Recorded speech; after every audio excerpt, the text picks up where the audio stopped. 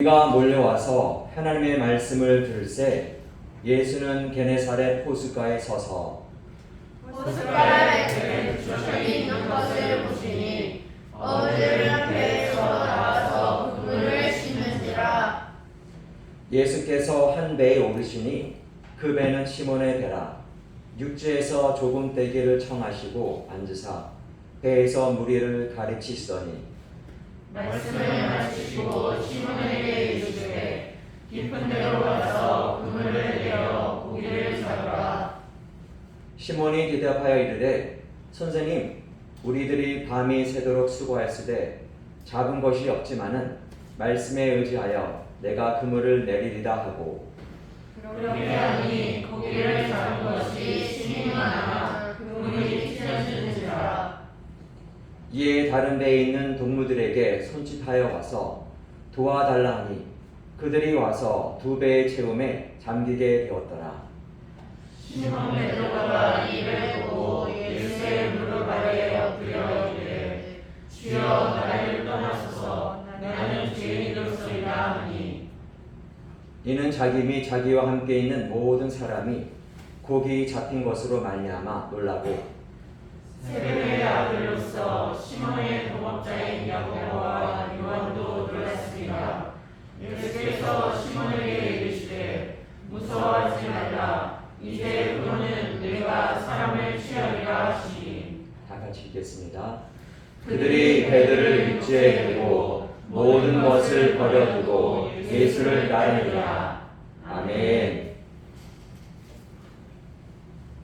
오늘은 목사님께서 준비해 주신 말씀을 제가 읽어드리겠습니다. 모든 은혜가 우리 모두에게 있을 줄 믿습니다. 아멘. 오늘 말씀 제목은 내 삶을 풍성케 하라, 내 삶을 풍성케 만들어라 1번입니다. 많은 사람들이 오늘 말씀을 잘 알고 있습니다. 베드로는 어부였습니다. 고기를 잡아야 가정을 이끌 수 있었습니다. 베드로와 그의 동업자인 야고보, 요한이 고기를 잡으려고 밤새도록 수고하였다고 말하고 있습니다. 그런데 한 마리도 잡지 못했습니다. 이 말은 고기에 대해서 이 게네사렛 호숫가는 예수님보다 제가 더 잘합니다, 낮에는 잡지 못합니다 라는 의미의 말이 함께 있는 것입니다. 그런데 자기가 터득한 일에 맞지 않는 일이지만 예수님께서 베드로에 대해서 하나님의 말씀을 가르치시는 것을 듣고 그가 말씀을 의지하여 그물을 내리겠습니다 라고 말하며 그물을 깊은 곳에 던졌더니 많은 고기가 잡혀서 동업자인 야고보와 요한의 배를 불러 잡은 고기를 배에 올렸더니 배가 잠기게 되었다라고 성경은 증거하고 있습니다. 저와 여러분이 3주 동안 묵상한 말씀에서 찾아내야 하는 것이 세 가지가 있는데요. 예수님께서 베드로의 배에 오르셨고 그 배에서 말씀을 전하시고 베드로의 손에 본 것을 베드로뿐만 아니라 그의 동업자들의 배들도 채워주셨다는 것입니다. 한 사람의 순종이 동업자의 손에까지 채워주시는 풍성함을 깨달음을 주는 말씀입니다. 그럼 먼저 베드로의 배에 오르신 예수님입니다. 왜 예수님은 베드로의 배에 오르셨을까요? 생각을 좀 해보시고, 그리고 왜 베드로는 육체적으로 매우 피곤하고 또 쉬었다가 밤에 다시 고기를 잡으러 나가야 함에 불구하고 배를 다시 띄우라는 예수님의 말씀에 순종했을까요? 이 부분의 답을 우리들은 요한복음 1장 35절에서 37절 그리고 40절에서 42절에서 알 수 있습니다. 말씀을 같이 읽겠습니다. 우리 다 같이 한번 읽겠습니다. 시작. 또 이튿날 요한이 자기 제자 중 두 사람과 함께 섰다가 예수의 번이심을 보고 말하되 보라, 하나님의 어린 양이로다. 두 제자가 그의 말을 듣고 예수를 따르거늘 요한의 말을 듣고 예수를 따르는 두 사람 중에 하나는 시몬 베드로의 형제 안드레라. 그가 먼저 자기의 형제 시몬을 찾아 말하되 우리가 메시아를 만났다 하고, 메시아는 번역하면 그리스도라. 그리고 예수께로 오니 예수께서 보시고 이르시되 내가 요한의 아들 시몬이니 장차 게바라 하리라 하시니라. 게바는 번역하면 베드로라. 아멘. 예수님의 사역 초기 제자들은 요한의 두 제자입니다. 두 명 중 한 명이 베드로의 형제 안드레였고, 그 안드레가 시몬 베드로를 예수님께 소개시키고 그 후에 예수님께서 빌립을 제자로 초청하시고, 빌립은 나다나엘을 전도하여 예수님과의 만남을 성사시킵니다. 여기서 예수님의 초기 제자는 안드레, 요한의 제자 한 명, 시몬 베드로, 빌립, 나다나엘이었다고 추적해 볼 수 있습니다. 베드로는 예수님과의 만남이 있은 후 처음부터 예수님을 따른 것은 아니었습니다. 얼마의 시간을 같이 했는지 모르지만 다시 가정을 위해 자신의 일터로 복귀했습니다. 예수님이 지어주신 이름이 베드로인데 이 뜻은 반석입니다. 즉, 예수님은 베드로가 한번 받아들이면 변하지 않는 반석 같은 마음을 가지고 있음을 아셨고, 시몬 베드로의 배를 택하신 것은 그의 마음을 하나님의 말씀으로 채워 하나님의 나라를 위한 반석 같은 존재로 세우기 위한 계획이셨음을 알 수 있습니다. 여기서 풍성함의 축복을 주시는 이유는 무엇일까요? 풍성함의 축복을 주시는 이유는 그의 순종의 대가를 지불해 주신 것이고, 안드레로부터 들었던 메시아라는 사실을 확실히 각인시키기 위함이기도 하셨습니다. 예수님의 이 계획은 온전히 이루어져서 그가 반석 같은 위치에서 초대의 교회를 이끌었음을 우리들은 잘 알고 있습니다. 이런 계획이 지금 저와 여러분에게도 진행되어지고 있습니다. 아멘. 우리들은 알 수 없지만 주어진 길과 일에 순종하여 걸어가기 위해 허덕였지만 시간이 지나고 나면 그래, 하나님이 허락하셨어, 하나님의 은혜야, 하나님의 사랑이야 라고 고백하며 찬양하며 감사하는 것입니다. 오늘 주양기 교회 성도님들의 인생의 삶에 시간의 배에 오르신 예수님이 믿어지십니까? 아멘. 어떤 이유이신지 모르지만 내 인생의 여정에 배에 오르시려고 문을 두드리실 때 바로 문을 열어 맞이하는 지혜로운 선택이 항상 있기를 바랍니다. 반드시 그래야만 합니다. 풍성함으로 채워지는 인생이 되려면 어떻게 해야 할까요? 베드로처럼 힘들고 지치고 생각이 많을 때도 주님이 원하시면 자리를 내어드리는 신앙이 되는 것, 주님이 원하실 때 그 자리의 믿음, 이런 믿음이 내 현실의 주소가 되는 것입니다.